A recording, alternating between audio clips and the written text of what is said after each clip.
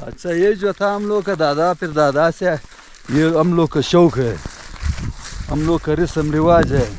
हम बाबा दादा रिटायर हो गए, अभी हम रिटायर होने वाला है। फिर हमारा बच्चे जो है ना, बस बंदूक दे करके, ताज़ी दे करके फिर वो लोग शुरू हो जाता है। ये ख़ानदानी सिलसिला चल रहा है।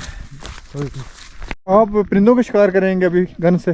जी, तलोर का तलोर, ये वो चकोर है, और दूसरा वो पश्तो में सीसी? खरगट, सीसी, जर्क, तितर भी है। तितर भी, तितर इधर नहीं है, इधर भेड़िया है इस इलाके में, चिड़िया है, और चीता, चिता नहीं है। हिरन?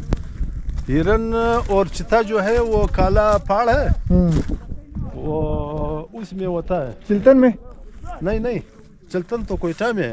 ये जो किला सैफुल्ला के पास है? जी, ये सिफला वाला नहीं, मारखोर है उधर, मारखोर है। हाँ, मारखोर भी है, बेड़ भी है।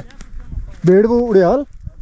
वो बेड़ नहीं, वो लंबे सिंगों वाली, हाँ, बड़े सिंगों वाली। हाँ, वो तो वो क्या नाम होता है वो, हम उसको उड़ियाल बोलता है। हाँ, वो बहुत है, उसमें हजारों की तादाद है।